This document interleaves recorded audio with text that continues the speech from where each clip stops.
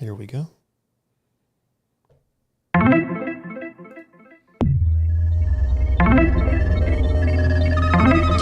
got the code. It's going to launch. It's a Unix system. I know this. It's all the files of the whole park. It tells you everything. Sir, he's uploading the virus.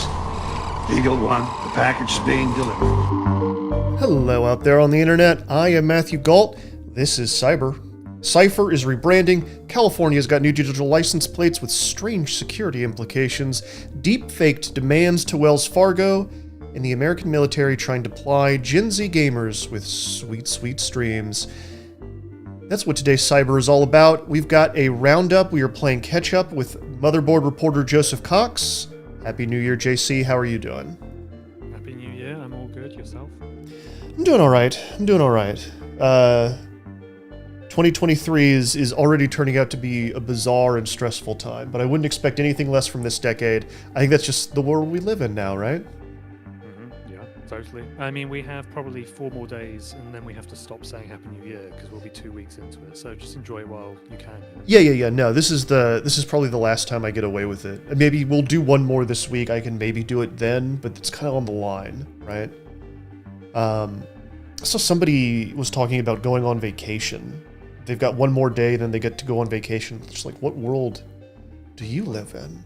Must be nice. Right. Must be nice. All right, let's get into this. So we're going to start and end today with stories that we've been covering for a long time. It's kind of the latest updates in long beats. So Cipher. For people who may be tuning in for the first time and don't know, what is Cipher? So Cipher is an app. It's sort of a company as well that is part of the encrypted phone industry.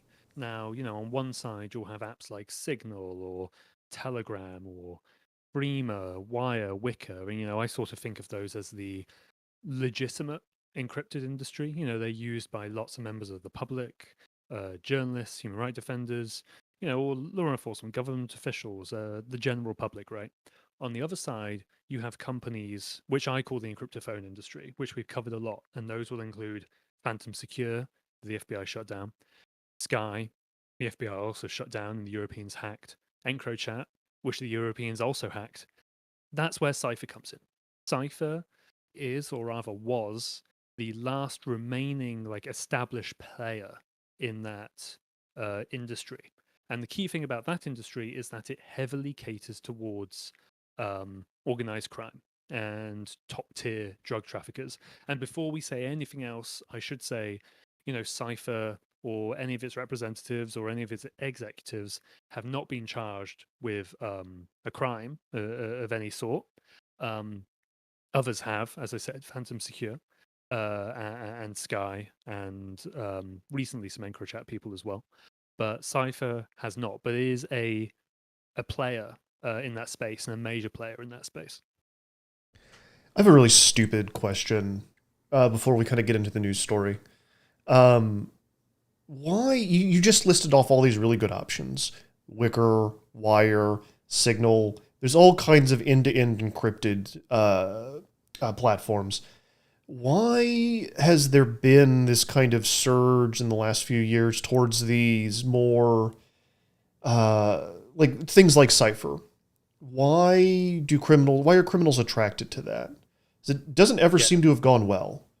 Right. It's a very interesting question, I think, with a lot of different answers. And I would say initially at the start, it did go well. These companies and these phones were genuinely hampering investigations. Over the years I've been covering this industry, I've come across plenty of cases where the devices were remotely wiped, or law enforcement couldn't get access to them, or of course they couldn't do an ordinary wiretap because it is covered by end-to-end encryption. I guess the first answer on why criminals go to these sorts of phones is a technical one, in that some of the phone companies do make software or hardware modifications.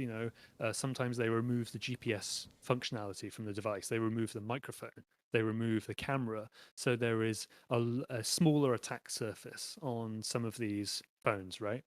The next one I would probably say is something about trust or perception. You'll have a lot of organized criminals who don't think they should trust big tech. Oh, BlackBerry is going to work with the authorities, so don't just use a normal BlackBerry, which is very much true. Um, or Apple is going to work with the cops, so don't use a normal iPhone, which is kind of not really true because we had San Bernardino where Apple refused to open an iPhone even for a terrorist who actually did launch an attack. So it's sort of a mixed and uh, sort of misconceived perception, I would say, there of whether they should trust big tech or not. Another one is these phones cost thousands of dollars for a 6 or a 12-month subscription, and there can be a perception of value there. Like, why would I be wanting to use the free app when I could pay for this, and that must be better, right? And there is also an element of accountability. Let's say an organized criminal is using an iPhone, and then the cops somehow get their messages. The drug traffickers aren't going to go and assassinate Tim Cook from Apple, you know what I mean, or the CEO of Google. What they can do, and what does happen, is threats are made to the person who sold them the phone. And often these deals are done face to face. They are done through word of mouth networks and communications. Because when you're selling these phones to organized crime gangs, they're going to know who you are, if not your face, if not your name, at least your face, So there is a sort of transactional thing there where being like, well, you're not going to sell me a phone that's busted because I will hurt you otherwise. There is also that element as well. And I think it's a very complicated mix of all of those. All right, so Cipher, like you said, was one of the last ones standing, is now attempting to rebrand. What's going on here? Why is this happening? Yes. Yeah. So the company that makes Cipher is called Onyx Corp. And, from the outside, it looks like just another tech company. And I've spoken to multiple people who worked there, and they treated it just like a normal tech company as well. And they just happened to make this app that some of the developers didn't realize was being sold to organized criminals as a decision that was made above them. Recently, Cipher pulled out of the Australia market, where these sort of encrypted phones are especially popular among drug traffickers. You can make a ton of money smuggling meth or amphetamine or cocaine into Australia. They pulled out of that market seemingly because of this increased law enforcement activity. And then we reported last year that Cipher was shutting down entirely. I actually had a version of the Cipher app on a phone, and I watched it turn from green to red, showing that Cipher was dead. Now, Onyx Corp, the company behind that, is seemingly attempting a rebrand. They are launching this new app called Mode. It's in beta, and you can sign up for it. And rather than being a sort of, I don't know, one-on-one private communications app, it's marketing itself more like a Slack competitor or a Microsoft Teams one or a HipChat, if people remember that, sort of a secure collaboration platform for businesses, for enterprises. That is the pivot they're attempting here. And the people I spoke to said that, yes, it is going to be geared towards enterprise customers. And it's just a very interesting pivot in that they are clearly trying to get away from this image. At least that's what it looks like from the outside. They had this reputation of serving organized crime, and now they are trying to shake that. Well, it's been a rough year last year was a rough year for all of these services, right? Right. I mean, beyond the Phantom Secure, when I mentioned you have the hack of Sky, you have the hacker EncroChat, and, to cap it all off, the FBI revealed in June 2021 that it was secretly running one of these major competitors called Anom, which is the ultimate cherry on the cake to be like, look, we may get your messages, we may hack into your provider, or at the end of the day, we may be the ones who are actually secretly puppet mastering the company as well. And it looks like Cipher wanted to get out of that because it's clearly a very, very dangerous place to be. If you are the CEO of one of these companies, you can easily go to prison for 10 years or more. Vincent Ramos, CEO of Phantom Secure, I think he ended up with 9 years in the end. Yeah, the mystique of this whole thing is completely busted now, right? If if one of the big ones ends up being like one of the biggest honeypots ever constructed by the feds, nothing is safe, right? Right, exactly. And then maybe we'll have more criminals going to other free apps as well, and that's a whole other discussion. But Cipher is not going to be one of those alternatives. At least it's maybe criminals go back to it.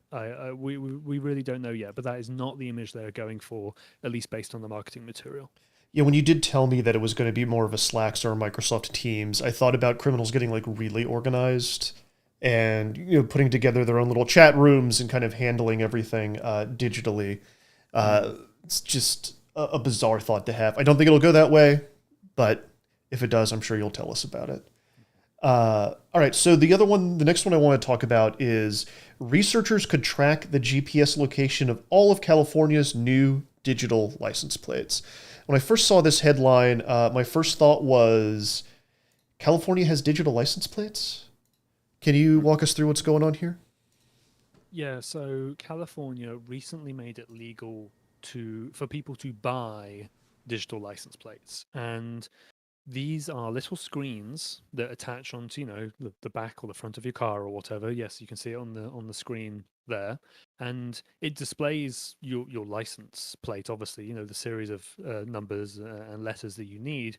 And there's also other stuff on there, like you can personalize it with a little message at the bottom. I think this one says Jedi Knight, in case you want to put that on your car for some reason. Right. And then there is also the ability to put it in stolen mode, which will then mean the license plate will display the word stolen.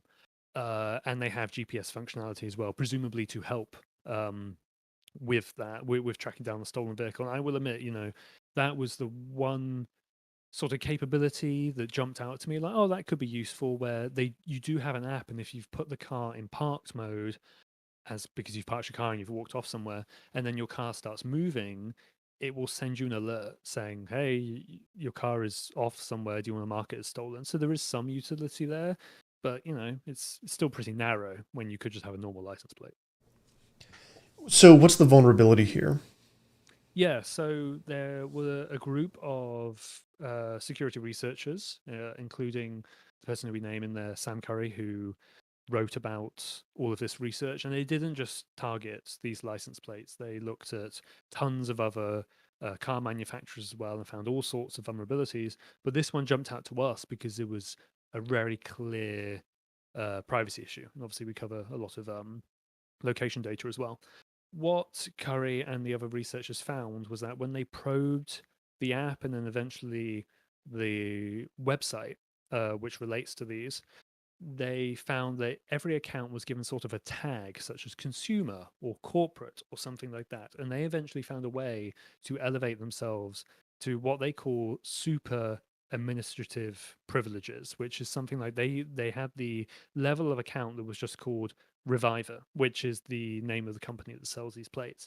So they almost entered like a god mode level of privilege across this company and across this data, and they could see, I mean, everything, the GPS locations of all of the plates. They could update the text on any one they wanted. They could mark any single one as stolen. There was also, I think, some customer data as well, the physical address of people who'd signed up, that sort of thing. So really, really bad. And if this was, an actual data breach rather than some responsible security researchers, this would obviously be pretty catastrophic for those users. Got a good question from audience member, not Mickey. I'm sorry if I'm saying that wrong. I know you've asked a couple questions. You'll have to reach out and tell me if I'm screwing it up. Is this materially different from GPS tracking car companies already do? I mean, on a technical level, no. It's going to be a SIM card inside the device, right? And maybe you have a GPS sat nav or something, and they could use GPS satellites or whatever. This is just sort of a combination of the digital license plate itself, the app, and the ability to do GPS tracking. I mean, you get the same effect if you stuck an Apple AirTag on your car for whatever reason, you know what I mean? But it's sort of the combination of all of those technologies. That's actually the use case I was thinking of, is like, how different is this than somebody sticking an Apple AirTag in the car or in the well wheel, which is, we've had Sam Cole on to talk about. In some, like, again, Emery Lee 2014 says this too. Some insurance companies also use similar devices to track the movement of cars, depending on like the risk profile of the person that's in the car. There's a lot of different reasons why there might be a GPS tracker in your car, right? It's just that I think the difference here is, and please correct me if I'm wrong, this is one that it seems like it's much easier. it's for license plates, which is new, and it's something a little bit easier to get in and kind of get a, like you said, God level control over. Um, God forbid someone was able to just change whatever your license plate reads into whatever.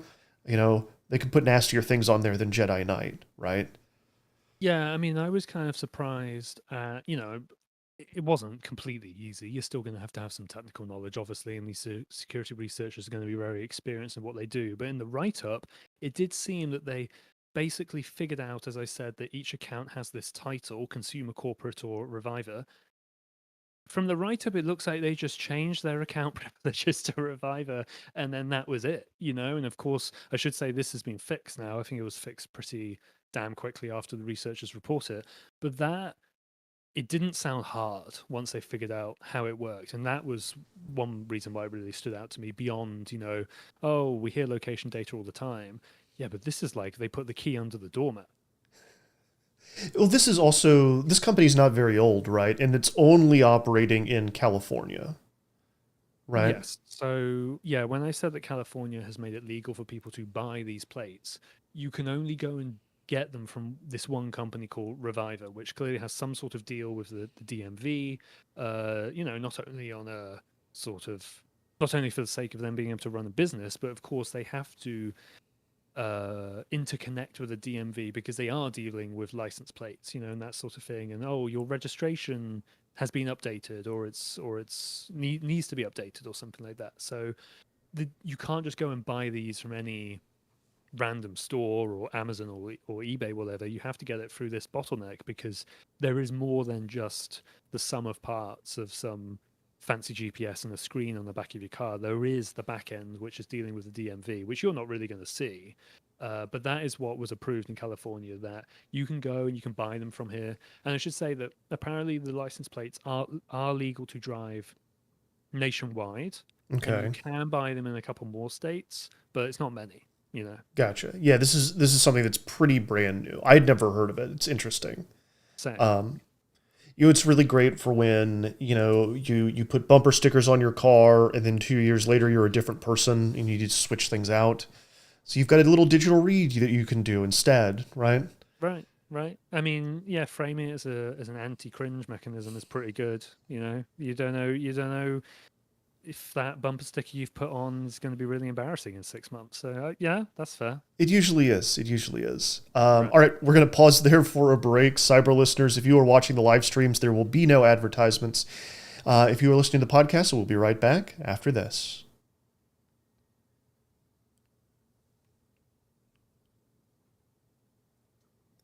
All right, welcome back, cyber listeners. We are on with Joseph Cox. We are doing a roundup of his recent work.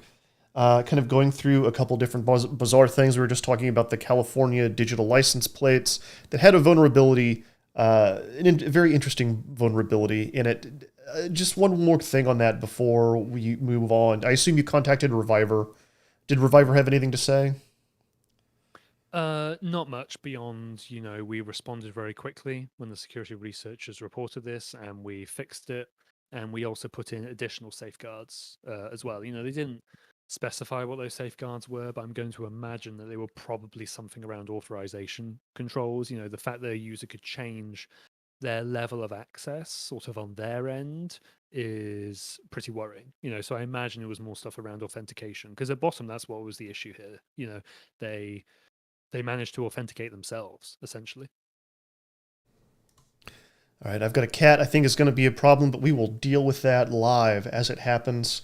He's prowling in an aggressive way now. All right, let's move on to the next story.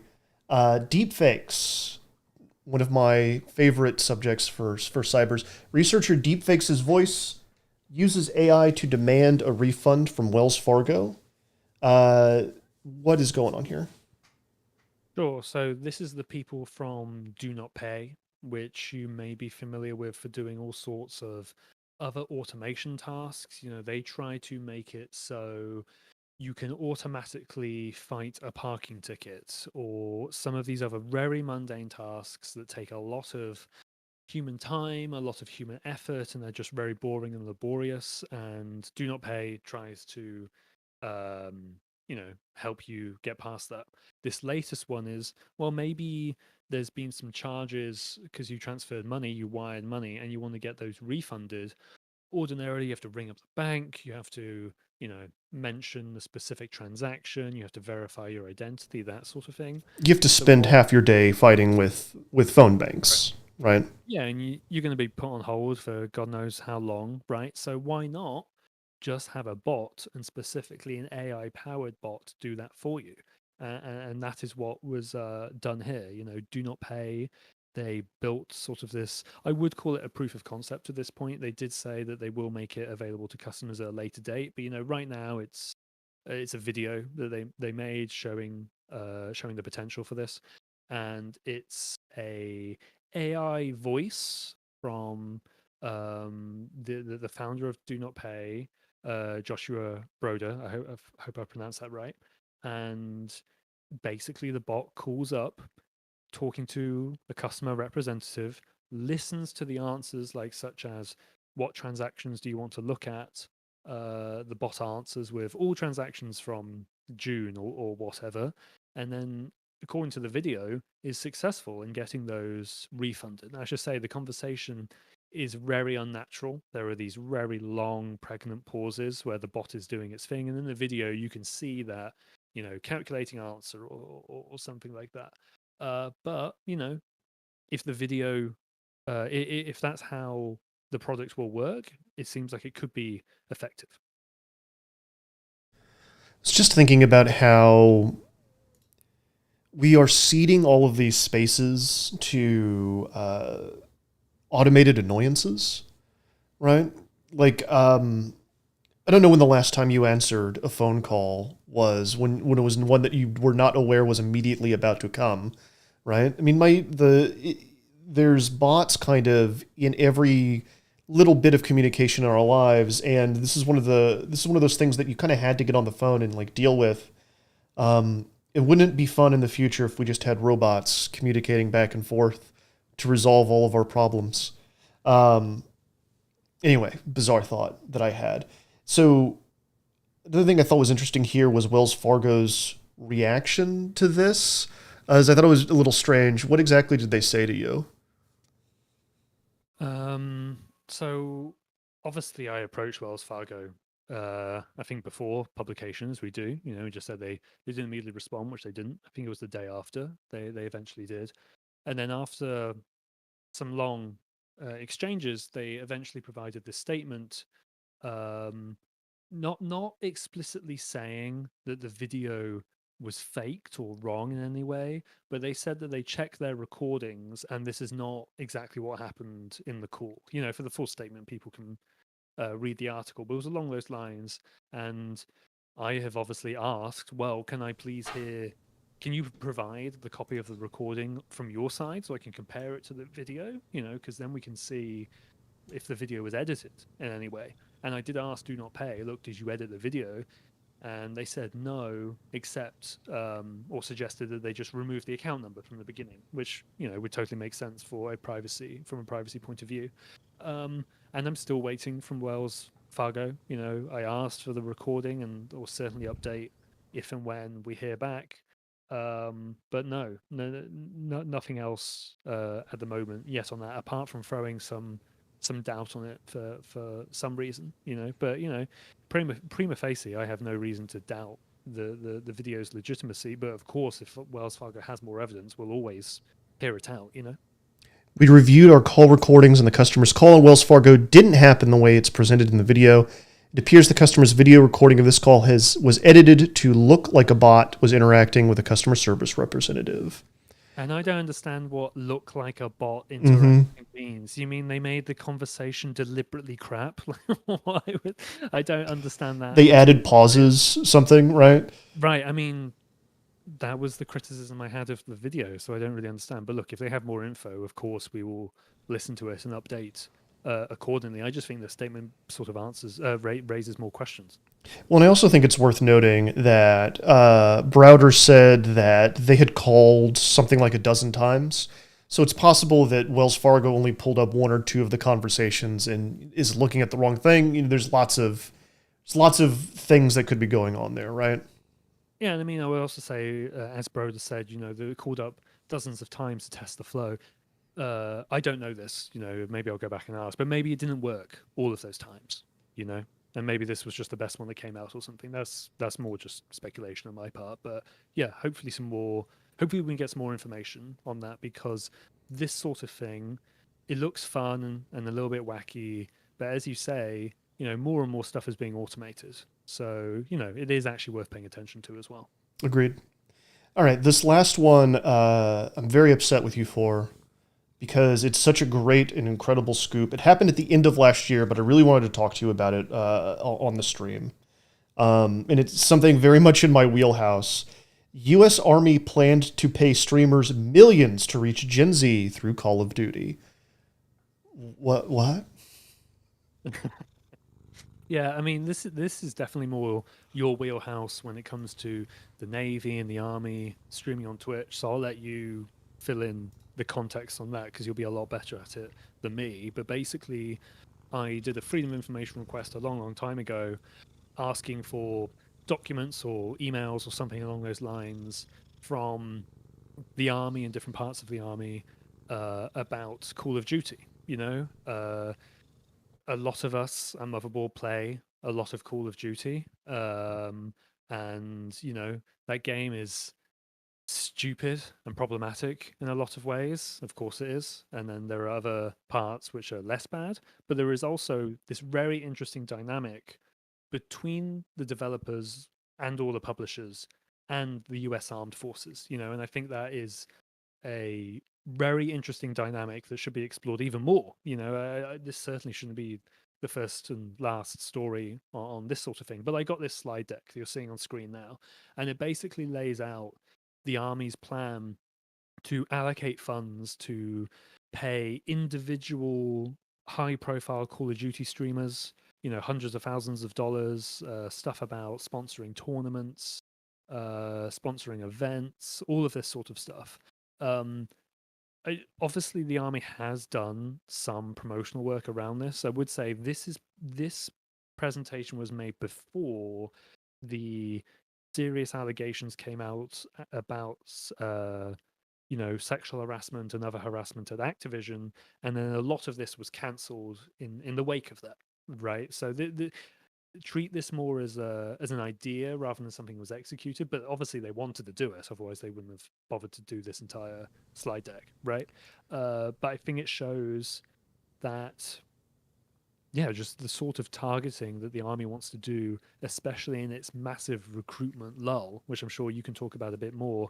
And that slide deck does not only is it obviously about Call of Duty, and maybe you think it's obvious that of course the Army is going to use COD to try to target people. Yeah, but now we have a document showing it. You know what I mean? This is from the Army's own words, but also that it says they did want to target Black, Hispanic, and female players as well of a certain age bracket, and I think that's interesting to see. Yeah, there was a lot of stuff in this that I thought was very, very, very fascinating. Obviously, this is something I've covered quite a bit. I've done a lot of reporting on the military's recruitment shortfalls and its attempts to get into the spaces where the young recruits are. One of those places is Twitch. One of the big stories that I covered the last few years was the Pentagon's efforts to kind of get into the Twitch space and how those communities rebuffed them. But the thing is, like, they never went away. A lot of those outfits are still streaming. The U.S. Army esports team has actually been kind of doing a lot of stuff just in the last couple weeks. It has been pretty active. But the thing is, the military is facing a recruitment shortfall, and the American military has a recruitment shortfall, and it has a recruitment shortfall for a bunch of different reasons. One of them being that young people simply do not want to join. The reasons why are complicated. There are better opportunities for a lot of them, but I also think that after 20 years of the global war on terror, the brand of the U.S. military in the eyes of the youth is not great. And in an attempt to reach those Gen Z prospects, they've been doing things like this. The other part that I thought was really fascinating here was that the reason that the army backed away from Call of Duty was because of the sexual misconduct allegations. I feel like it's even too narrow just to call them sexual assault allegations because there's so many different things related to Activision and Blizzard, right? Because the U.S. military and the Army specifically has a pretty big sexual assault problem itself. And it's something that they've been working overtime to deal with. And it's interesting to me that this would be an optics pick for them to back away from all of this in light of those allegations. It makes me think that they are aware of the way that the world views them and the way young people view them. And I don't know, that really struck me, that would be the thing that would get them to pull the plug on this. I mean, I guess it's because in part, I think the department that produced this slide deck is something of basically a marketing department for the military, for the army, right? Yes. So they're going to have more of their finger on the pulse of this sort of thing. Now, that's not to say that, you know, they're not aware of sexual misconduct in the army itself, like I'm sure they are, but they probably know. Well, there was probably that awareness was a factor, I'm sure. Right. Because they know, because every time something like this happens, or, you know, pulling in another story, every time that there's culture war shit around the military, like, young people pay attention to that.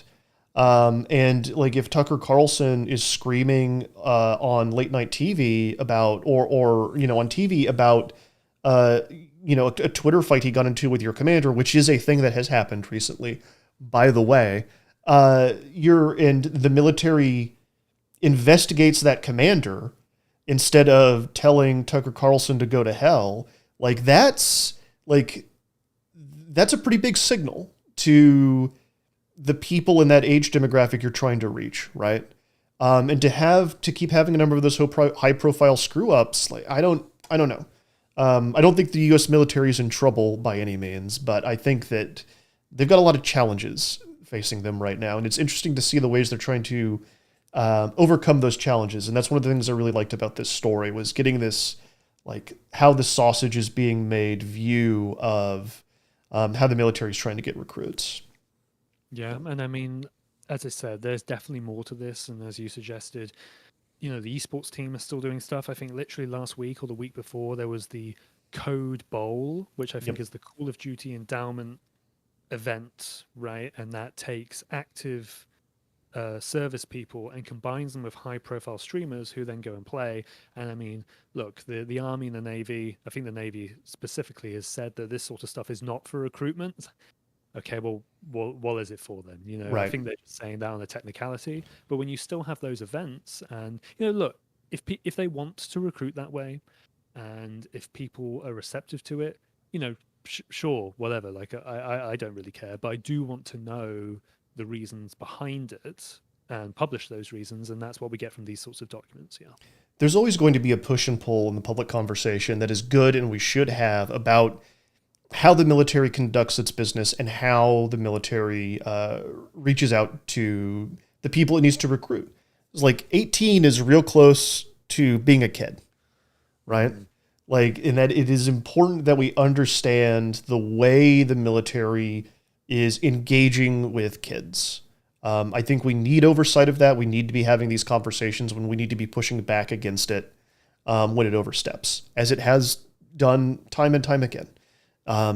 This is not the first, nor will it certainly be the last kind of story about military recruitment, especially connected to video games. This is going to, the military, for all the American military, for all the mistakes it makes, is not stupid, and it knows where it needs to go to get its recruits. And I think that this document shows that. So,